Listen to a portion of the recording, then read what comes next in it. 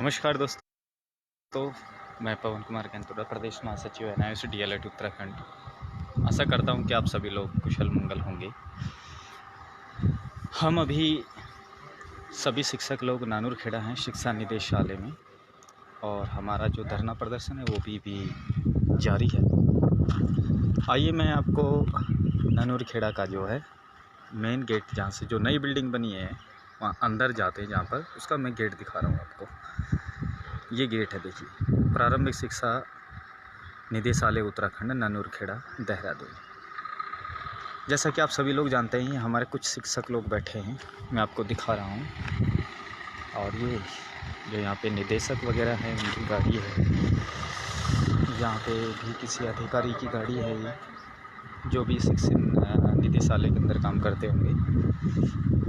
और जितनी भी आपको ये गाड़ियाँ दिखाई दे रही हैं, सब शिक्षा निदेशालय के हैं। और मेरे शिक्षक लोग कुछ बैठे हुए हैं। आइए मैं आपको नज़दीक से बोर्ड भी दिखा देता हूँ।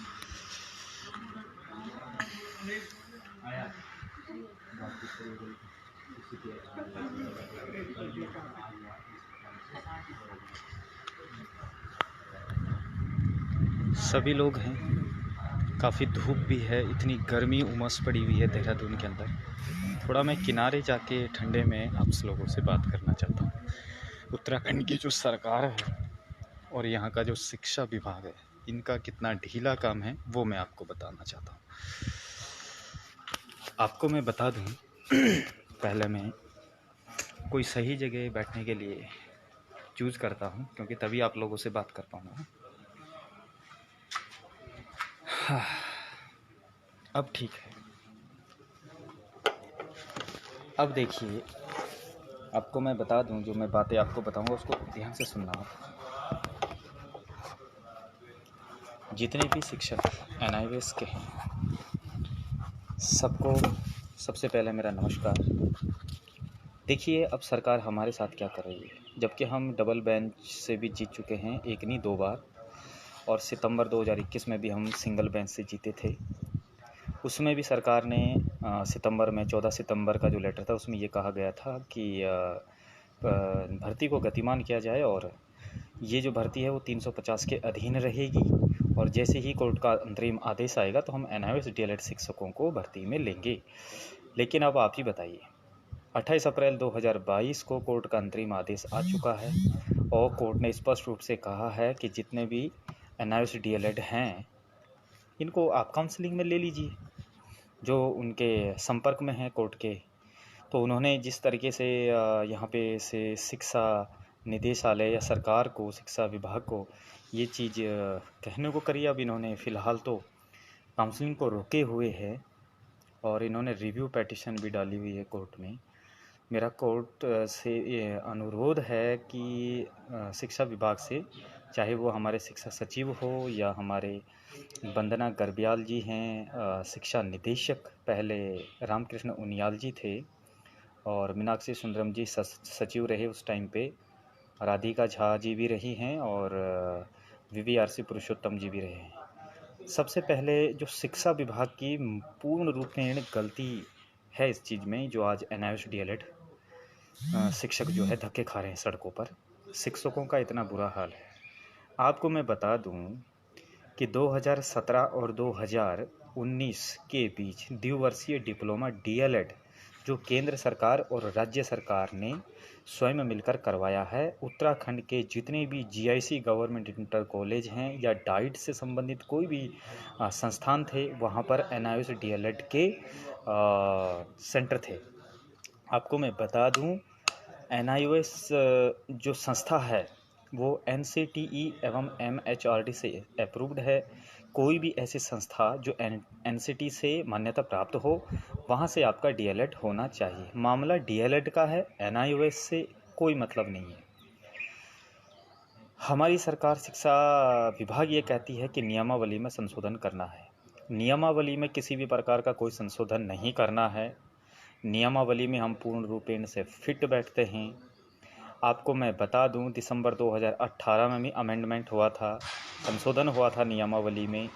2019 में भी हुआ था जुलाई में।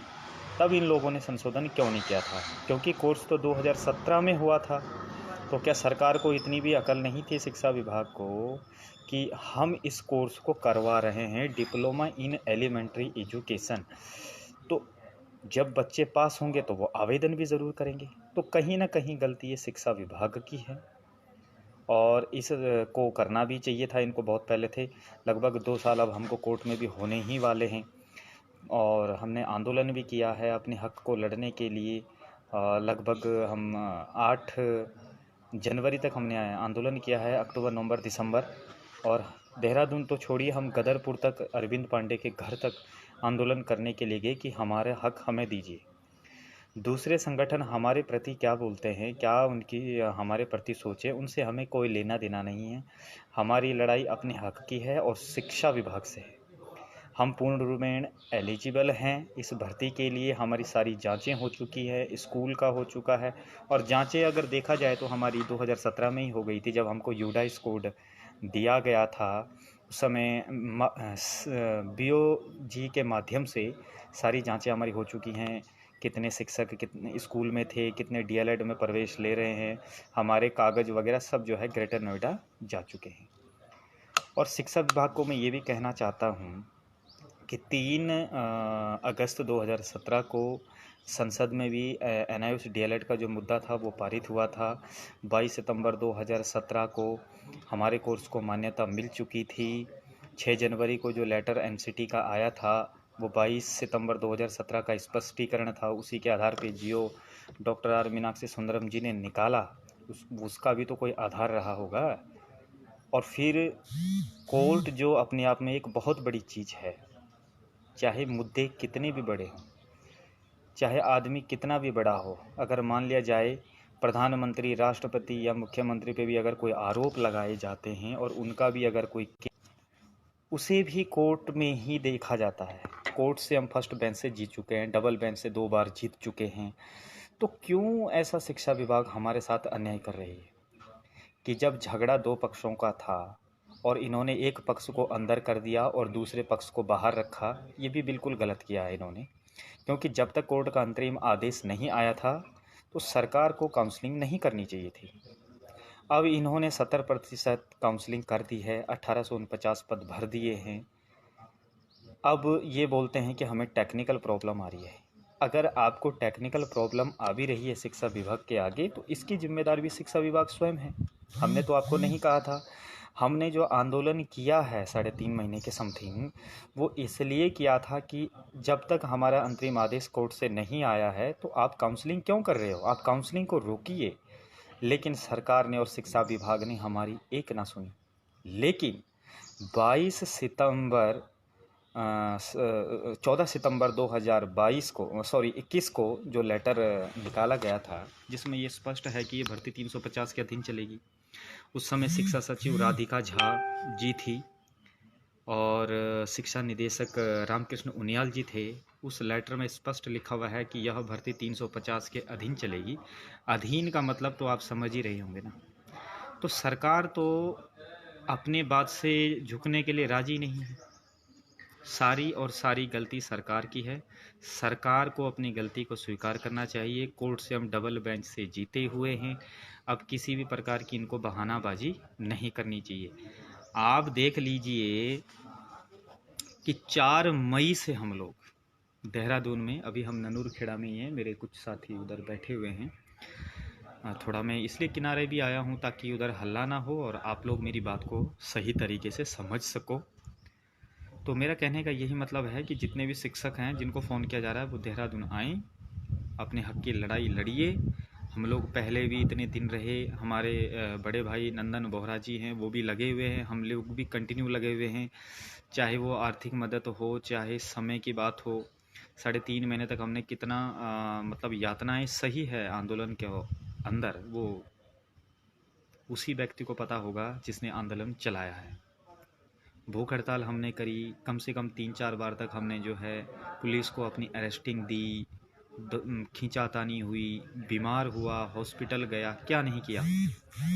हर चीज़ हमने की और इसकी सारी की सारी जिम्मेदार जो हमने परेशानी झेली है वो सिर्फ़ और सिर्फ उत्तराखंड सरकार।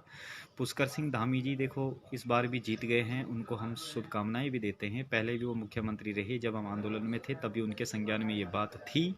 आज भी उनके संज्ञान में 2-3 बार उनसे मिल चुके हैं, बोहरा जी मिल चुके हैं, हम लोग मिल चुके हैं, शिक्षा मंत्री धन सिंह रावत जी से भी मिल चुके हैं। शिक्षा मंत्री जी भी इसी बात को कह रहे हैं कि कोर्ट का जैसा फाइनल आएगा। अरे कोर्ट ने तो अंतरिम आदेश में लिख दिया है कि आप इनको काउंसलिंग में लीजिए, तो आपको काउंसलिंग में लेने में समस्या क्या आ रही है? तुम्हारी टेक्निकल प्रॉब्लम से हमें मतलब नहीं है, हमारा भविष्य अधर में मत रखिए। अगर आप उस समय काउंसलिंग स्टार्ट नहीं कराते, आज काउंसलिंग स्टार्ट कराते, तो ये दिक्कत ही नहीं आनी थी आपके आगे। तो जितना कोर्ट का आदेश है उसकी अवमानना ना करें, उसकी अवहेलना ना करें। यदि अगर सरकार अभी भी अपनी बात से अड़िग रही, कोर्ट के आदेश की अवमानना करी, तो हम इससे ज़्यादा और उग्र आंदोलन करेंगे। और उस दौरान किसी भी शिक्षक और शिक्षिकाओं को किसी भी प्रकार का मतलब अप्रिय घटना घटित होती है किसी के साथ, तो इसकी जिम्मेदार शासन प्रशासन स्वयं रहेगी। कोर्ट के आदेश का पालन करिए, हम लोगों को काउंसलिंग में लीजिए। और पूर्ण रूपेण से मैं आपको एक बात और बता दूं कि सबसे पहले ये जो मामला है वो पटना बिहार में उठा था और पटना हाई कोर्ट से NIOS DLED के शिक्षक केस भी जीत चुके थे। क्या उनकी नियमावली में पहले से ही NIOS DLED के शिक्षकों को रखा गया था क्या? नियमावली में साफ लिखा हुआ है कि जो डाइट है उससे DLED होना चाहिए अथवा किसी भी NCTE से मान्यता प्राप्त संस्थान से DLED होना चाहिए द्विवर्षीय। वो हमारा है। हमारे साथ में सरकारी टीचर भी थे जो अनट्रेंड थे, जो कुछ शिक्षा मित्र के माध्यम से लगे थे, कुछ वैसे ही लगे हुए थे। पहले हाई स्कूल कम एजुकेशन में लग जाते थे तो कई कई साल हो जाते थे, तो वो बेचारे अनट्रेंड थे। उन्होंने भी हमारे साथ इस कोर्स को किया है। तो जो सरकारी व्यक्ति है पहले से ही जो कम पैसों में काम कर रहा था, उसका DLED मान्य है, फिर हमारा क्यों नहीं? स्कूलों में तो हम भी पढ़ा रहे हैं। और सरकार को ये भी खुशी होनी चाहिए कि आप लोगों को ऐसे शिक्षक मिल रहे हैं जो पहले से ही विद्यालयों में पढ़ा रहे हैं, उन्हें अपने कार्य क्षेत्र का अच्छा अनुभव है। हमारी सारी जांचें हो चुकी है, वंदना गर्ब्याल जी ने हमारी सारी जांचें करवा दी हैं जनवरी से लेके। और हमारे नियुक्ति पत्र जांचे जा चुके हैं, हमारे एक्सपीरियंस लेटर जांचे जा चुके हैं, हमारी अटेंडेंस, स्कूल के रजिस्टर्स जांचे जा चुके हैं, हमारी सैलरी वेरिफिकेशन जांची जा चुकी है। बताइए इससे ज़्यादा जांच क्या आप करें? हमारे पास सारे कागज़ उपलब्ध है। DLED हमने किस संस्थान से किया वहाँ का भी हमारे पास प्रमाण पत्र है। DLED का डिप्लोमा हमारे पास है, उसकी जो मार्कशीट है वो भी हमारे पास है। उसमें कहीं पे भी इसको 18 महीने नहीं कहा गया है, जिस तरीके से अन्य लोग सड़कों पे चिल्लाते रहते हैं कि 18 महीने का है।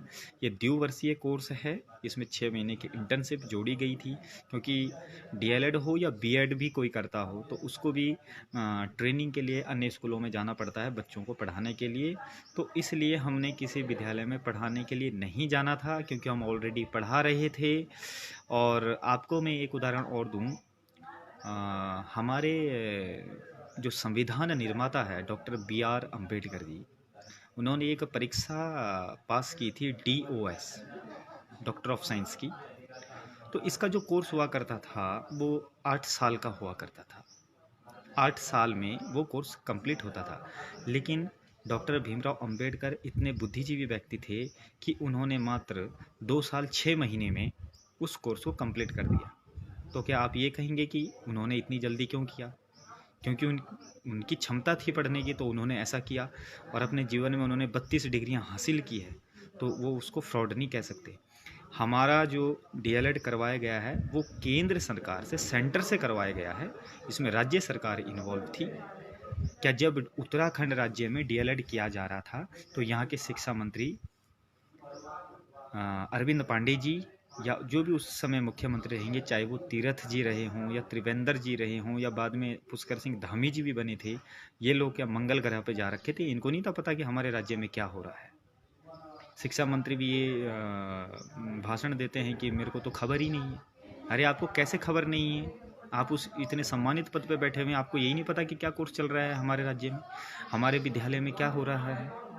तो इस तरीके की जो बातें हैं, तमाम बातें हमने सही हैं। बस अब लास्ट में मेरा यही प्रदेश महासचिव होने के नाते प्रदेश महासचिव होने के नाते, एक आंदोलनकारी होने के नाते, क्योंकि आंदोलन में हम लोगों ने बहुत रिस्क उठाए हैं, मतलब शरीर का भी हमने सत्यानाश कर दिया, 5-6 दिन हॉस्पिटल में रहे। अभी भी मैं आपको बता दूं कि जब मैं 4 तारीख को आया था तो मुझे मेरठ जाना पड़ा अपना डिग्री से संबंधित, और उधर कितनी गर्मी लू चलती है, उससे भी मेरी तबीयत ख़राब हुई। मैं अभी भी 4-5 दिन तक हॉस्पिटल में रहा, और अभी मैं इन लोगों के साथ ही हूँ और कंटिन्यू देहरादून में ही हूँ। तो इतनी हमने परेशानियाँ झेली। हमारी परीक्षा पे परीक्षा ली जा रही है, परीक्षा पे परीक्षा ली जा रही है कोर्ट के माध्यम से, शिक्षा विभाग। अरे भैया, इससे बढ़िया हम लोगों को जहर दे दो तुम। मुझे तो ऐसा लगता है कि ये डीएलएड करके ही हमने शायद कोई पाप कर दिया है। डिप्लोमा इन एलिमेंट्री, बाहर के डीएलएड वालों को आप ले रहे हो जिन्होंने कभी स्कूल की शक्ल ना देखी हो, चाहे वो जम्मू कश्मीर से करके लाया हो, चाहे वो यूपी से करके लाया हो, चंडीगढ़ हरियाणा से, पता नहीं कहाँ कहाँ से, तो उन्हें तो आप प्राथमिकता दे रहे हैं। मैं पूछना चाहता हूँ शिक्षा विभाग से कि जो बाहर से डीएलएड वाले लिए जा रहे हैं वो कहाँ से नियमावली में फिट बैठ रहे हैं भाई? वो फिट बैठ रहे हैं, हम लोग फिट नहीं बैठ रहे हैं।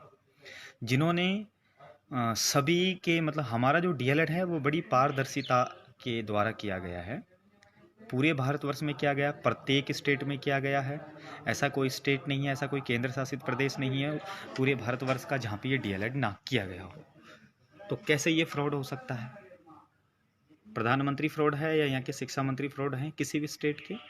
और आपको मैं बता दूं कि पटना हाई कोर्ट ने जब केस जीते, वहाँ के जो अध्यक्ष थे पप्पू लाल जी, उनको भी मैं बहुत बहुत धन्यवाद देता हूँ कि उनके सानिध्य में जो है बिहार का जो केस था वो जीते हैं, और वहाँ के लोग अभी भी लगभग 7-8 महीने नौकरी करते भी हो चुके हैं, एनआईओएस डीएलएड के शिक्षक।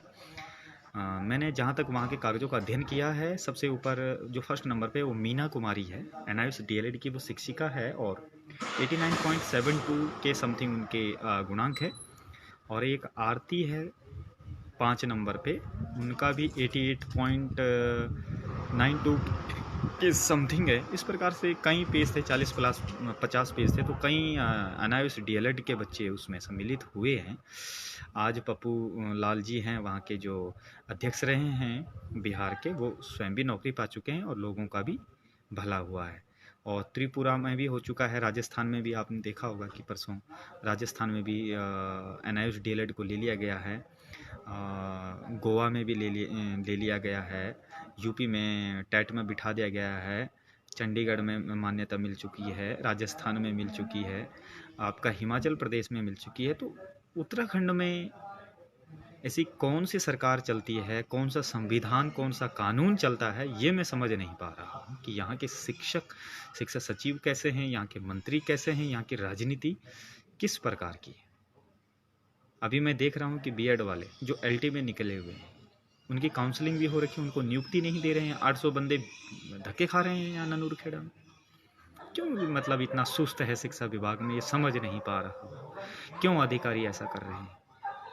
मेरे सभी सम्मानित अधिकारियों से भी हाथ जोड़कर विनती है, और उत्तराखंड के जो वर्तमान शिक्षा मंत्री जी है डॉक्टर धन सिंह रावत जी, और हमारे यशस्वी मुख्यमंत्री पुष्कर सिंह धामी जी, मेरा आपसे भी हाथ जोड़कर विनम्र निवेदन है कि एनआईओएस डीएलएड शिक्षक जो डबल बेंच से 1 नहीं 2 बार केस जीत चुके हैं, उन्हें काउंसलिंग में सम्मिलित करें। कोर्ट के आदेश की अवमानना ना करें, बल्कि उसका सम्मान करें। यही हमारी, और हम तब तक यहाँ से नहीं उठेंगे जब तक हमारी काउंसलिंग नहीं होती। 3.5 महीने पहले लग गए, चाहे 3.5 महीने और भी लगे, और हम हर एक वो कदम उठाने वाले हैं जो हमारे लिए सक्षम होगा। उस दौरान किसी भी शिक्षक के साथ कोई अप्रिय घटना घटती है या कुछ गलत होता है, इसकी जिम्मेदारी शासन प्रशासन खुद रहेगा। हमने पहले भी बहुत बार सचेत किया हुआ है, सरकार पहले बहुत बेवकूफ़ बना चुकी है शिक्षा विभाग भी, कि आपका कोर्ट में केस है, आपका अंतरिम आदेश नहीं आया है, अब सब कुछ आ चुका है, अब बताइए आप क्या कर रहे हैं? हमने काउंसलिंग रोक दी है। अरे भैया, हमने काउंसलिंग रोकने के लिए आपको नहीं कहा है, कोर्ट ने आपको काउंसलिंग रोकने के लिए नहीं कहा है। कोर्ट ने कहा है इनको सम्मिलित करो काउंसलिंग में, तो आपको काउंसलिंग में अब तक कर लेना चाहिए था, जबकि 35-40 दिन लगभग होने को जा रहे हैं। तो शिक्षा विभाग बहुत सुस्त है। हम किसी भी संगठन का विरोध नहीं कर रहे हैं, हम ना बीएड वालों का करते हैं ना अन्य का करते हैं। हमारा दबके किया है लोगों ने, लिखित रूप में भी किया है। और आपको मैं बता दूं, मौखिक रूप से तो खैर किया ही किया है, पर लिखित रूप में भी लेटर निकाल निकाल के बोल रहे हैं कि ये लोग ऐसे हैं। क्या वो लोग शिक्षक बनने के काबिल हैं? दूसरों पे कमी आप तब देखिए, पहले अपना गिरेबान झांक कर देखिएगा आप लोग कि हमारे गिरेबान में कितना मैल लगा हुआ है, तब दूसरे को कहिएगा कि तुम्हारी शर्ट गंदी है। हमारे डीएलएड एनआईओएस डीएलएड का कोई भी शिक्षक हो, चाहे हमारे बड़े भाई नंदन बोहरा जी हो, चाहे कपिल जी हो, चाहे मैं खुद स्वयं पवन कुमार प्रदेश महासचिव, कभी मैंने दूसरे संगठन के बारे में ना गलत बोला ना मैं कभी बोलूँगा, क्योंकि ये हमारे पद से और हमारी गरिमा से बाहर के दायरे में ये चीज़ें आती हैं। जिसने मेहनत कर रखी है, जिसने स्ट्रगल कर रखा है, उसको योग्यता के अनुसार मिलना चाहिए। हमारी कंटिन्यू क्लास चला करती थी, हम स्कूल जाते थे सुबह 7 से 10 साढ़े 10 बजे तक, 11 बजे हम अपना जीआईसी चले जाते थे और शाम को 6 बजे तक हमारी कंटिन्यू ट्रेनिंग होती थी। हर दिन संडे हो, सरकारी छुट्टी हो, कंटिन्यू हमने जाना ही जाना था। इसमें संडे मंडे का कोई रोल नहीं है, हमें कंटिन्यू बुलाया जाता था। अब हर सेंटर की अलग अलग बात है, मेरे यहाँ तो कंटिन्यू बुलाया जाता था, हाजिरी लगती थी, बाकायदा प्रार्थना होती थी, छोटे बच्चों की तरह हमारी प्रार्थना होती थी। हमारे यहाँ पे जो नौगांव जीआईसी इंटरमीडिएट कॉलेज है नौगांव पुरोला में, हमारे यहाँ पे पुरोला हुआ, बड़कोट हुआ, नौगांव हुआ, डामटा तक के बच्चे आते थे। सभी लोग बच्चे जो है प्रार्थना करते थे। प्रत्येक स्कूल का अलग अलग दिन होता था। सारी एक्टिविटी वो हमसे करवाई गई है जो एक सरकारी डीएलएड वालों को करवाई जाती है। वही हमारा कोर्स था, सेमेस्टर वाइज हुआ, टीएलएम हो चाहे हमारा असाइनमेंट हो, कुछ भी ऐसी कोई टॉपिक, ऐसा कोई बिंदु नहीं छोड़ा है जो हमने वहाँ पे सीखा नहीं है। तो बेफजूल की बातें ना करें। सरकार और शिक्षा विभाग से मेरा अनुरोध है कि आप जल्दी से जल्दी हमारी काउंसलिंग करें।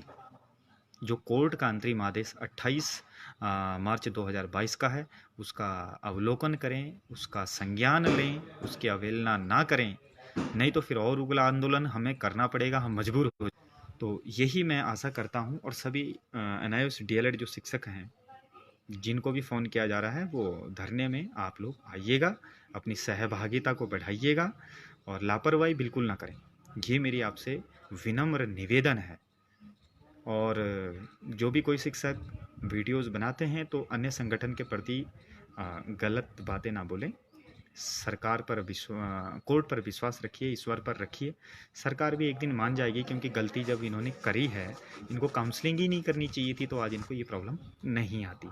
और हमें लेने से किसी भी संगठन को कोई समस्या नहीं है, ये हम पहले भी कह चुके हैं और अब भी कह रहे हैं। लेकिन एक पक्ष को अंदर लोगे, दूसरे को हमें बाहर करोगे, तो ये हम सहन बिल्कुल नहीं करेंगे, चाहे हमारी ज़िंदगी दांव पे लग जाए। ये मैंने पहले ही भी मैं इसको धमकी नहीं दे रहा हूँ, बल्कि मैं एक संकेत दे रहा हूँ सरकार को कि आप अभी भी मान जाइए। हम लोग देहरादून में ही हैं। और मैं आपको एक बार और पुनः दिखा देता हूँ। मेरे साथी लोग इस सामने बैठे हुए आप देख रहे होंगे, वो हमारी मातृ शक्ति है। कोई अल्मोड़ा से है, कोई नैनीताल से है, कोई रुद्रप्रयाग से है, कोई चमोली से है। प्रत्येक ज़िले से जो है यहाँ पर आए हुए हैं शिक्षक और शिक्षिकाएं। और यहाँ पर बहुत बुरी स्थिति है, काफ़ी गर्मी भी है। अधिकारी लोग तो आराम से बैठे हैं अंदर ठंडे पंखों में। हमें क्यों इतनी सज़ा दी जा रही है? सारी चीज़ें हमने करी है, हमारा कोर्स ओरिजिनल है, हम खुद ओरिजिनल हैं, हम खुद भी फ्रॉड नहीं हैं। सरकार से, कोर्ट से, या मैं कह रहा हूँ कि सबसे पहले आप मेरी जांच करिए। अगर आपको ऐसा लगता है कि ये बंदा फ्रॉड है, आप मेरे कागज़ जांचिए, आप मेरे विद्यालय को जांचिए। मैंने कहाँ, मुझे 7 साल नौकरी करते हुए 2014 से 21 तक मैंने नौकरी करी है। आंदोलन के दौरान मुझे फिर ब्रेक लेना पड़ा, क्योंकि एक समय में दो काम हो नहीं सकते थे। एक दिन का आंदोलन तो था नहीं, 3 साढ़े 3 महीने के समथिंग आंदोलन चला है, तो उसमें तो वक्त लगेगा। तो सरकार, कैसे शिक्षा मंत्री बैठे हुए हैं, कैसे सचिव, कैसे अधिकारी बैठे हुए हैं कुर्सियों के ऊपर, कि दूसरे जिस मामले को आप अच्छी तरीके से ना ही जानते हैं, तो आप दूसरे को गलत भी मत बोलिएगा कि ये लोग गलत हैं। तो मेरी आशा है कि जितने भी मेरे शिक्षक लोग हैं वो आए, और मेरी शिक्षा विभाग से फिर पुनः ये आग्रह है कि आप जल्दी से जल्दी काउंसलिंग हम लोगों की लें, शासनादेश हमारे लिए जारी करें। अगर हमारे साथ अन्याय हुआ, ये हम बर्दाश्त नहीं करेंगे, चाहे हमारी ज़िंदगी दांव पे लग जाए। पवन कुमार पीछे हटने वालों में से नहीं है। हमारे साथ अगर अन्याय हुआ तो ये हम सहन नहीं करेंगे। तो मैं आशा करता हूँ कि सभी शिक्षक जो मेरी वीडियो देख रहे हैं वो जल्दी से जल्दी देहरादून पहुंचने की महानतम कृपा करें। जय हिंद, जय भारत, जय उत्तराखंड।